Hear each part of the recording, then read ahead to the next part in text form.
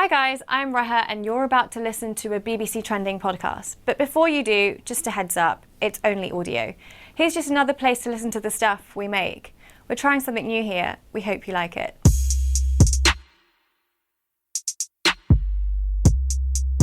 Every year, on the 13th of December, Sweden celebrates St. Lucia's Day. We're celebrating a saint that has candles in her hair. She's called Lucia. It's normally a blonde girl that plays the role of Lucia. As with any other holiday, locals take to the streets to celebrate, and businesses cash in with big sales and advertising.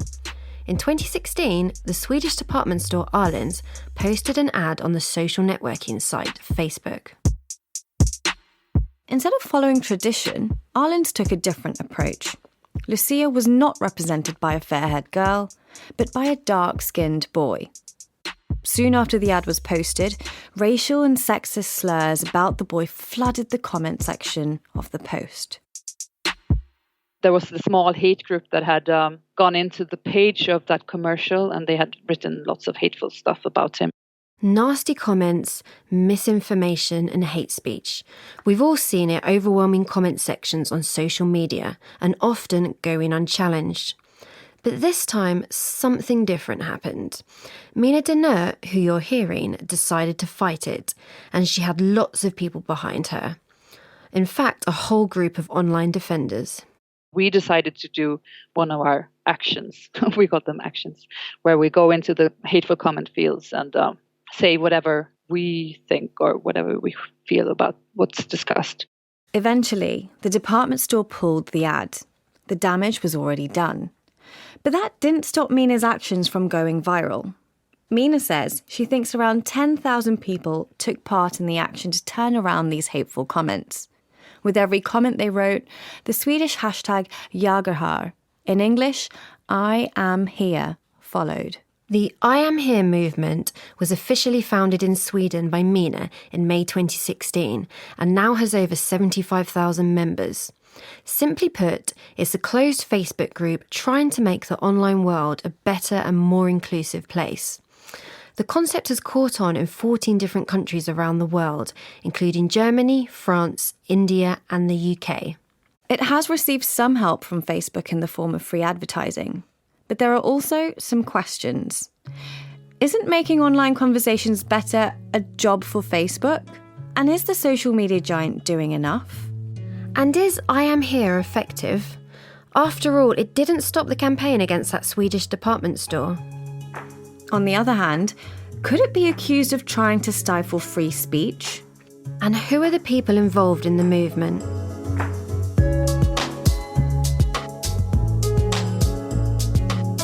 This is BBC Trending, the podcast that brings you in-depth stories about the world of social media.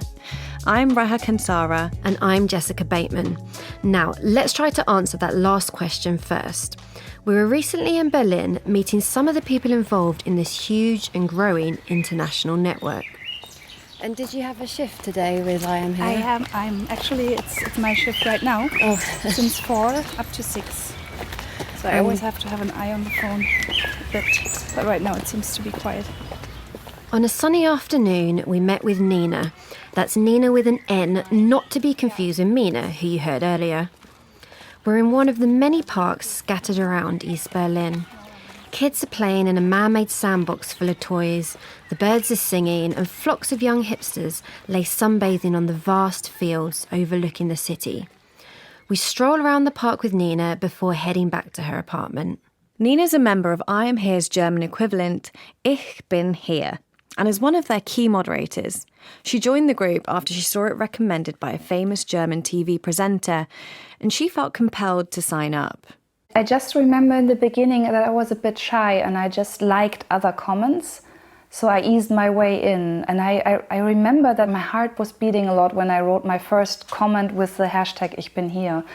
That was quite amazing for me, this feeling that I have a group now behind me. The anti-immigrant rhetoric that is consuming parts of German social media is, for Nina, an attack on her personal life. Why? Well, Nina's husband is Ugandan, and she says they felt angry and scared by the rise in anti-immigrant and racist rhetoric on German social media over the past few years. We've always been aware, even before he moved here, we've been aware of racism and hatred. But being a couple here in this still very white Germany, we are exposed in a way. And I think our feeling that we have to change something got stronger. She's also worried that their 1-year-old daughter will someday face the consequences. A big motivation is my child. I think I cannot imagine her being grown up and reading all those things on Facebook. I don't want to have this kind of culture. Now, I should mention that moderating Facebook isn't Nina's day job. She's not paid for her time by Facebook or anyone else. She initially got involved when she joined the closed IAmHere group on Facebook. But her involvement intensified after an encounter with Hannes Lai, the founder of IAmHere. Hannes founded the German group in December 2016, several months after Mina Dennert set up IAmHere in Sweden. We met him in a busy bakery in a quirky part of East Berlin. He's an impeccably dressed, tall man with a confident demeanour, sporting a navy blue blazer over a relaxed black and white striped t-shirt, black trousers and trainers, to add a bit of edge. Just what you'd imagine a marketing consultant to look like. And he says the idea of IAmHere was first introduced to him by Swedish friends when they visited him in Hamburg. For Hannes, it was the team aspect of IAmHere that excited him the most. I was reading comments for many years and I felt rather helpless because of the quantity of hate speech. And I knew that if I would start involving myself and start writing, I would be a victim. And there would be 10, 15, 20 people attacking me. And when I learned about IAmHere, it was more like, okay, this is a concept where you try to create another majority that can actually confront the hate speech crowd. And what I'm really convinced of these days is that we have a quantity problem and we need a quantity solution.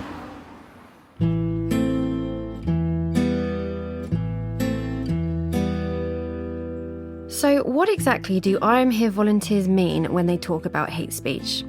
Well, Facebook defines it in its community standards, and it's rather long-winded.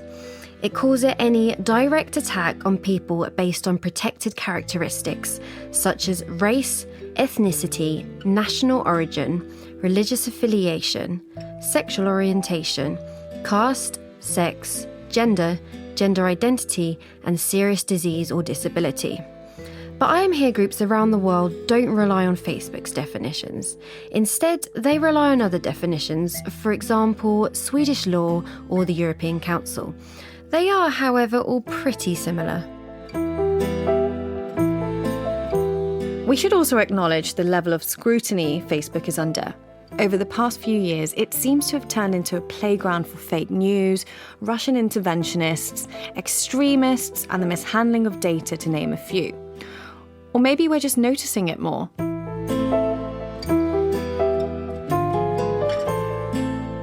But Facebook is taking some action.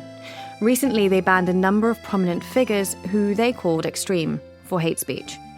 And in many places, it's been alleged that cracking down on hate speech is simply a way of censoring right-wing views. But the people involved with IAmHere insist they are targeting the most extreme material. It's about comments that are totally unacceptable. Hannes says it's not about legitimate political differences. For us, it's not about opinion. So we're not trying to change opinions. We are trying to change the tonality of the debate. We have to tolerate that in a democracy.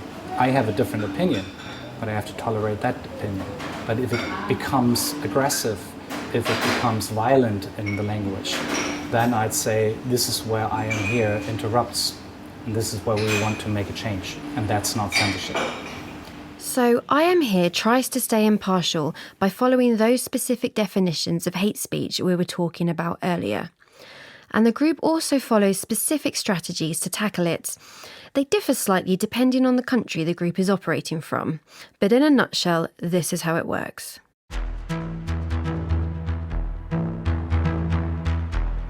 Members of IAmHere coordinate enclosed groups on Facebook that cater to different languages. To become a member, you have to request to join the group. Once you've made a request, there are a series of questions you must answer first. This vetting process helps admins to sift out requests made by trolls or people whose ideologies would clash with the group. That's not to say they don't accept people from across the political spectrum. They do. But they don't want the group to become a playground for more hate speech. So this extra step clarifies what people's intentions are. If you're granted access to the group, you're able to start participating in actions.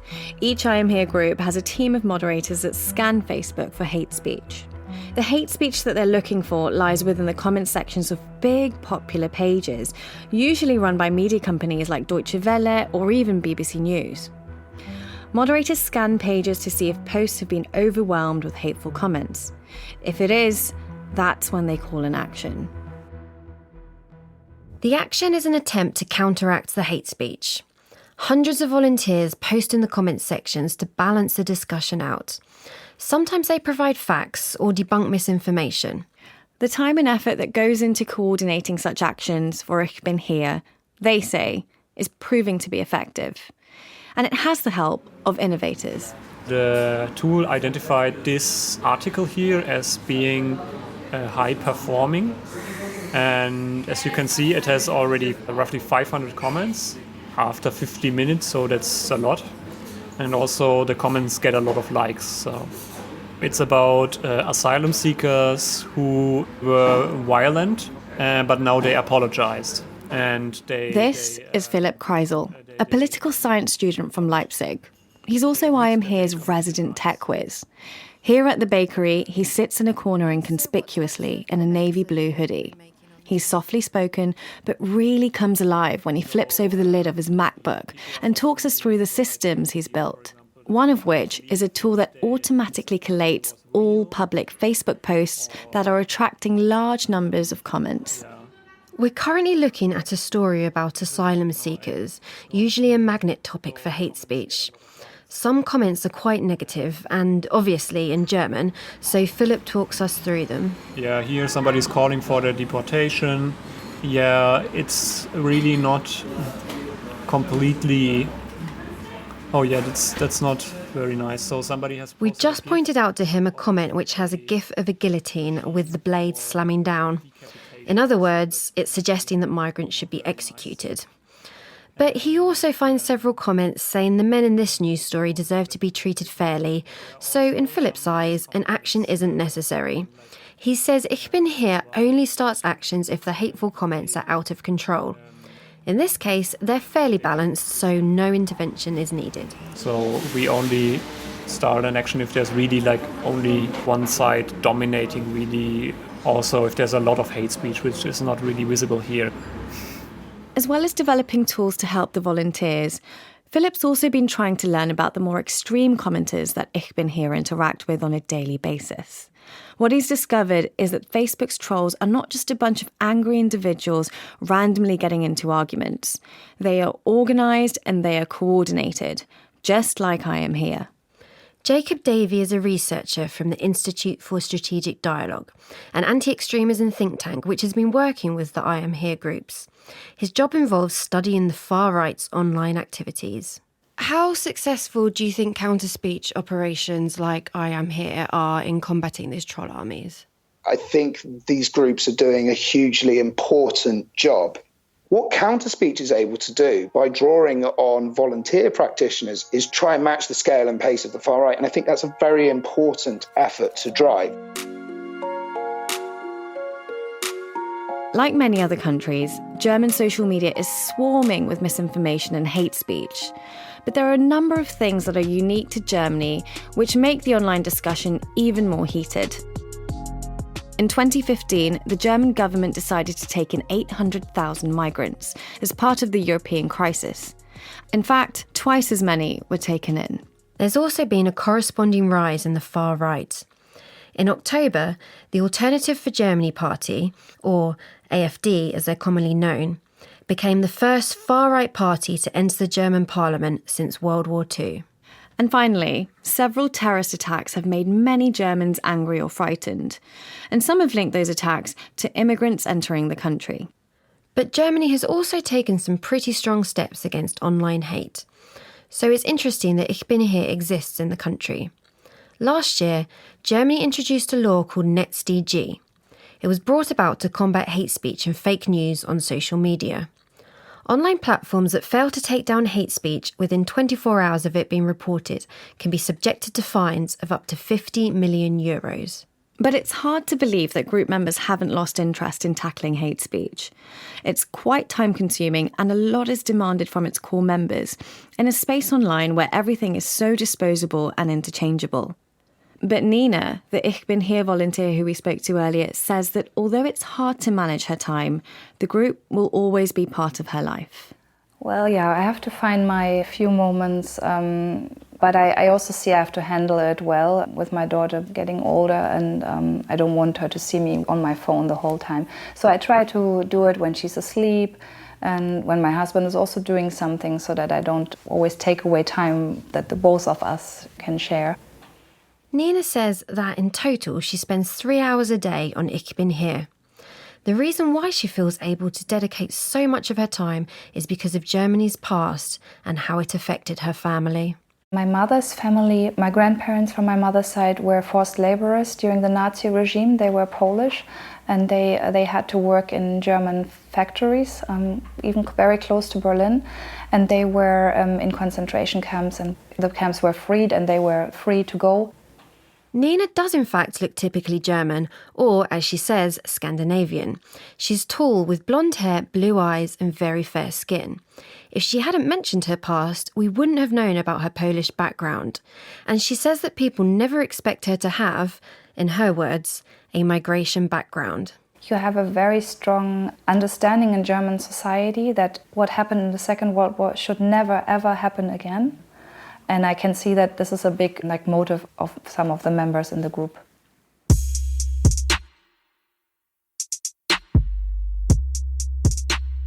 By now you're probably thinking, does any of this actually work? Or are IAmHere members wasting their time? Well, Mark Ziegler is a researcher from the University of Düsseldorf. He's carried out one of the first studies into the IAmHere movement. In particular, whether IAmHere is successfully changing the tone of online debates. What we know from interviews with IAmHere members and from their personal experiences, it's really difficult to change the minds of the hateful commenters because they really have very tough and resistant attitudes on the topics they comment on. So I don't really think it's these people IAmHere can change, but they can make readers become active in a more civil and deliberative way, because these readers are seeing what's going on, and if the overall discussion atmosphere seems to be more respectful, they become encouraged to contribute their own comments. It's not that IAmHere members can write everything and the quality of the subsequent discussions will be better than the quality of the discussions under comments written by non-members, but we found that comments that are written in a deliberative way, that contain arguments and are written in a civil way, that these comments will stimulate better follow-up discussions. Perhaps unsurprisingly, IAmHere has now caught the attention of Facebook itself. The social media giant has pledged to support organisations fighting extremism through its online Civil Courage initiative. IAmHere receives advertising credits from the company and also hosted its Europe-wide meeting at its Brussels HQ earlier this year in April. And despite Facebook saying it condemns hate speech, it doesn't actually employ anyone to actively search for instances of it. Instead, it relies on members of the public to report offensive comments, which it then reviews. Hannah Sly, the founder of IAmHere, doesn't think Facebook's current efforts are good enough. Facebook should actually live up to their own community standards. So if you read their community standards, there shouldn't be hate speech on Facebook. So they have to become far more better in deleting this kind of stuff. We asked Facebook if they are relying on groups like IAmHere to do a job that they should be employing their own staff to do. This is what they said.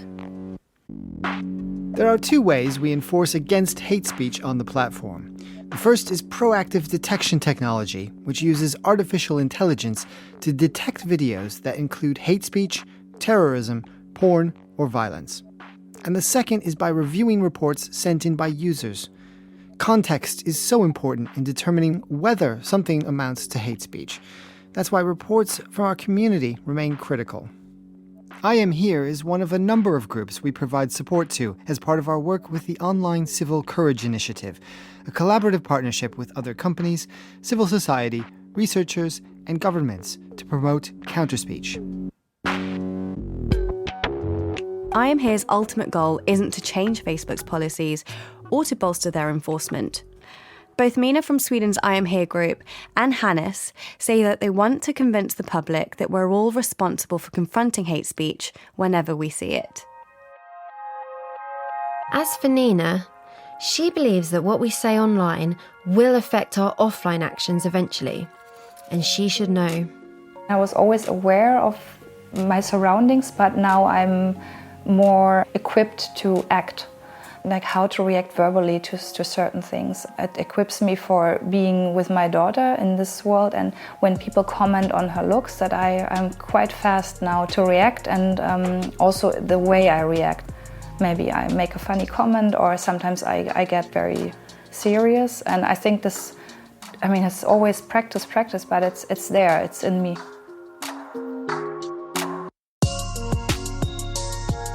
That's it this week for BBC Trending. Thanks to our production managers Caroline Besmer and Janet Staples, and our audio engineering team. Get in touch with us on social media to tell us what you thought about the programme, or email me at reha, reha.kansara, kansara, @bbc.co.uk.